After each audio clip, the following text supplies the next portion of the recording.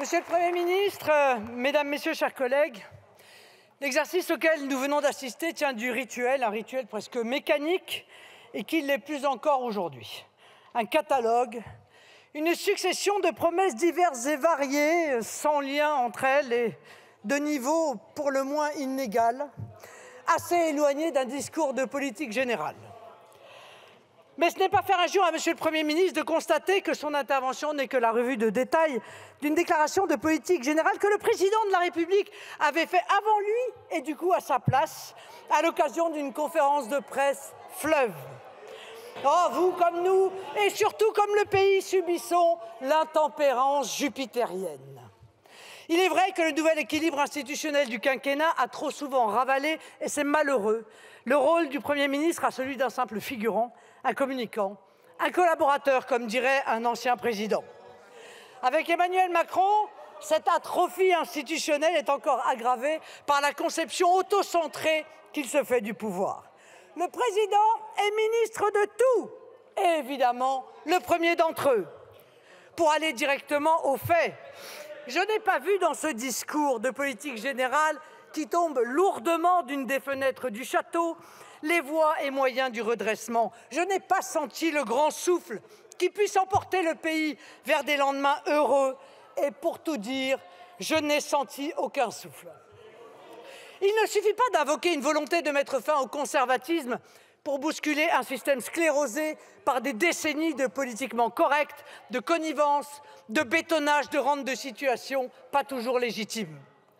Force est de constater que non seulement vous n'y êtes pas parvenu, mais tout au contraire, vous poursuivez un modèle endogamique et oligarchique dont votre ministre, Madame Oudéa Castéra, apparaît comme l'incarnation archétypale. Et puis il y a le fond. L'avalanche de promesses à laquelle nous venons d'assister ne nous laisse entrevoir qu'une réponse à quelques urgences médiatiques, comme s'il s'agissait de gagner du temps. Je ne vois rien en effet qui contribue au redressement des piliers effondrés. Vous continuez à porter une vision utilitariste construite autour de mesurettes, sans transcendance ni portée, et surtout une vision fondamentalement post-politique et post-nationale. Dans ce catalogue de mesures éparses et parfois contradictoires, vous tentez d'allier un peu de droite et un peu de gauche, et en réalité vous accommodez le pire de la droite et le pire de la gauche. Le pire de la droite, c'est par exemple la hausse des franchises médicales ou la nouvelle réforme à venir du chômage. Le pire de la gauche, la hausse des taxes sur l'électricité ou la normalisation à outrance. Je pense bien sûr au DPE qui fait tant de mal au secteur du logement. Et le bilan financier de vos politiques est apparu il y a quelques jours.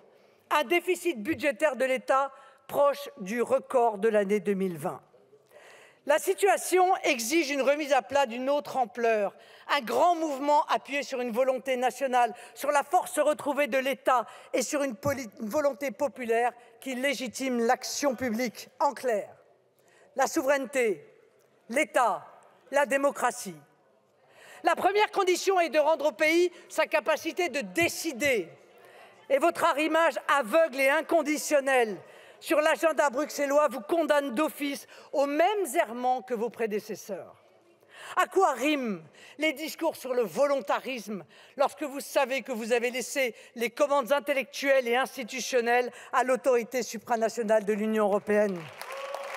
À quoi bon les déclarations sur l'agriculture au-dessus de tout lorsque vous êtes prisonnier des logiques décroissantistes du wokisme vert?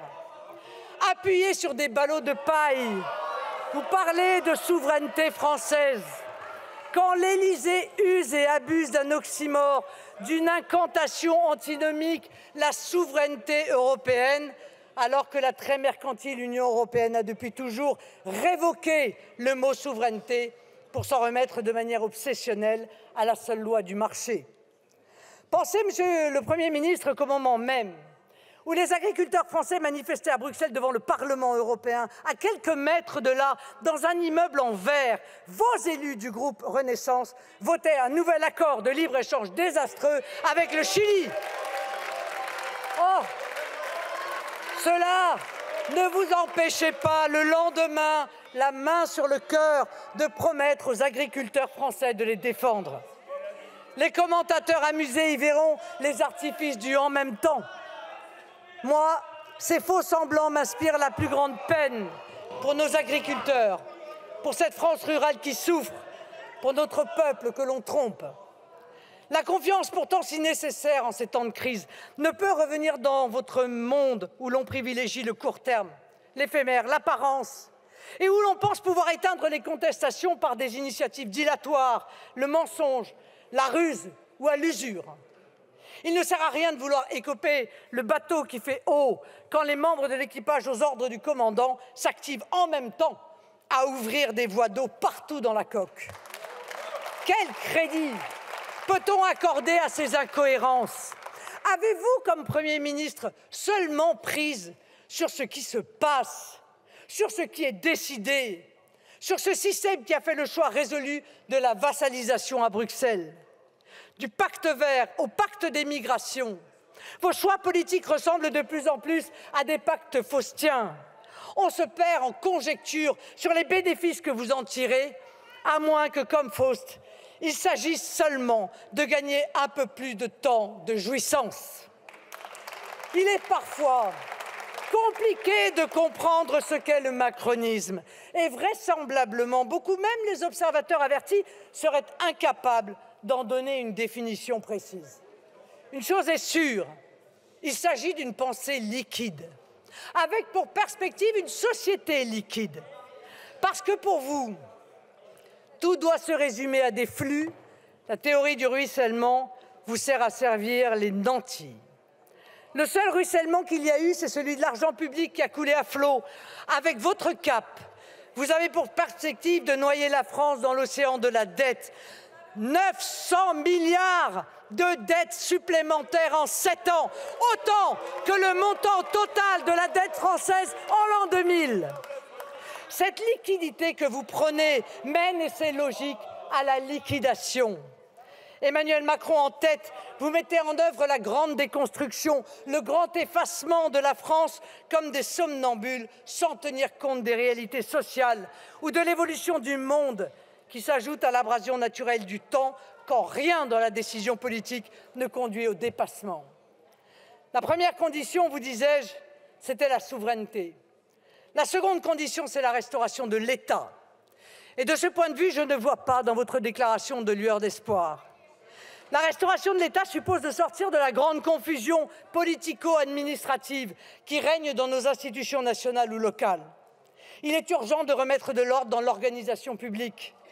Avec le gouvernement des sachants, dont le saint-simonisme ambiant a fait une religion en France et en Europe, on assiste à un va-et-vient entre fonctions administratives et politiques, entre fonctions publiques et intérêts privés, entre fonctions électives et haute magistrature. Il en résulte une confusion profonde, une confusion dommageable pour la gestion publique, mais aussi la crédibilité des institutions, leur solidité, leur efficacité. Confusion politique, lorsque les politiques ont abdiqué leurs responsabilités et que le mot politique devient synonyme d'impuissance. Confusion institutionnelle, lorsque plus personne ne sait qui fait quoi, qui décide de quoi, et même qui est en état juridiquement de décider. Le local, le national, le Parlement, le président, le juge, le Conseil constitutionnel, Bruxelles, la presse, l'OTAN. Comble de paradoxe.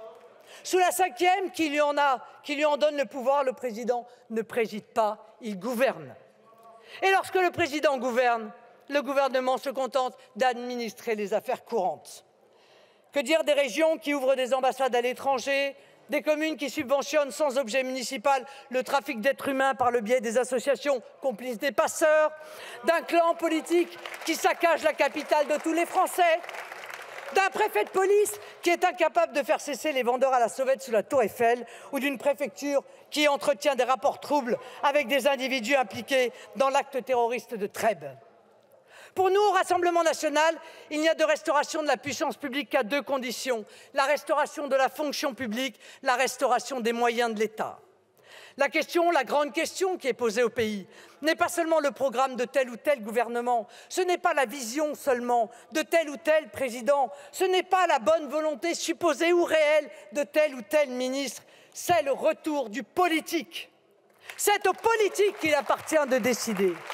Et tout particulièrement dans les ministères, dans les assemblées, dans les régions ou dans les communes. L'élu doit arrêter de se tourner vers le fonctionnaire pour se faire souffler une décision et encore moins une injonction. Les ministres doivent cesser d'être les porte-paroles serviles des directeurs d'administration, des féodalités bancaires, de la grande distribution ou des intérêts financiers. Ils doivent redevenir les inspirateurs des grandes impulsions publiques dont le pays a besoin. Le retour du politique, c'est aussi congédier la pensée magique, celle du quoi qu'il en coûte ou celle du il suffit d'emprunter, celle des experts ou des grands prêtres de la pensée unique, la logique frileuse et désastreuse du pas de vague quand il s'agit d'affronter les problèmes. À l'heure où vous parlez de réarmement, peut-être pour vous donner des airs guerriers, je ne crois pas avoir entendu l'expression réarmement régalien.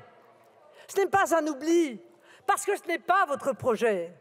Pourtant, la question est d'importance. La France est-elle condamnée à s'enfoncer dans le laxisme judiciaire? La politique peut-elle encore continuer à demander à la police de terrain les solutions sécuritaires et sociales qui relèvent justement du politique et de lui seul? L'entreprise peut-elle suppléer les carences de formation et parfois même d'éducation? C'est aux politiques au pluriel de reprendre conscience de leur rôle et confiance dans leur vocation, qui est celle de décider librement de la vie de la cité, des régulations nécessaires, des sanctions lorsqu'elles participent au juste et nécessaire équilibre social. Mais c'est vrai, cela demande du courage. Pour reprendre le cardinal de Richelieu, fondateur de l'État, la politique revient à rendre possible ce qui est nécessaire. Cela exige de la persévérance. Le retour du politique implique en réalité la détermination à reprendre le contrôle, à le reprendre sur les forces supranationales comme l'Union européenne, sur les féodalités qui gangrènent la vie sociale et économique, sur les inerties administratives ou d'habitude, sur la résignation de l'opinion lassée des échecs de ses dirigeants. Et le moyen, le bras armé de cette reprise de contrôle, c'est l'État, pour peu qu'il soit respecté, c'est-à-dire restauré. La restauration de l'État, c'est la réhabilitation des grands corps, préfectoral ou corps diplomatique, le retour du sens de l'État et au plus près des gens partout sur le territoire, en métropole et en outre-mer, la proximité des services publics.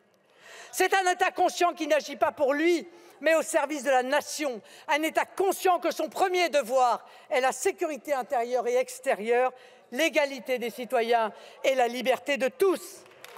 C'est un État dont les agents sont honorés, respectés et récompensés comme le mérite le service qu'ils consacrent au pays. C'est un État doté des moyens de ses missions. La troisième condition du redressement, c'est la démocratie, c'est-à-dire le retour du peuple ou de ses représentants. Quoi que vous puissiez dire sur votre prétendu changement de méthode, Monsieur le Premier ministre, on ne peut que constater votre incapacité à sortir des logiques verticales. À votre décharge, après 7 ans de pouvoir d'Emmanuel Macron, je ne crois pas que vous puissiez modifier ce qui apparaît être une marque de fabrique du macronisme.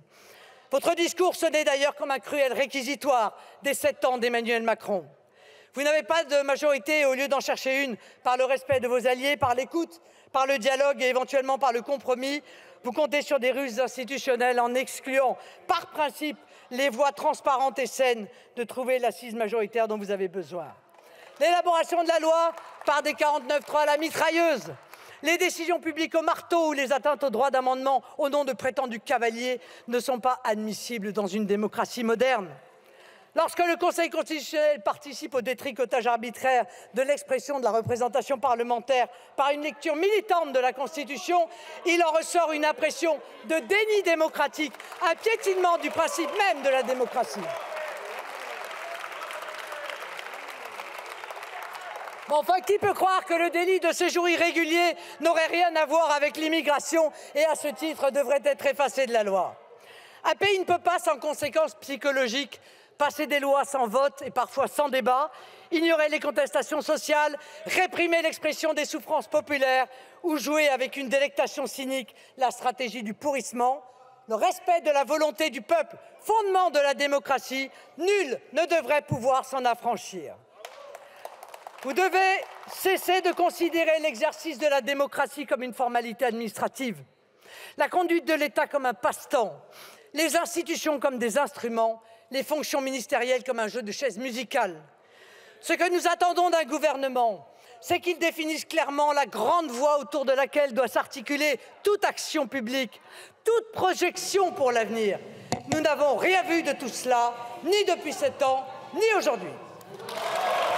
Je vous remercie.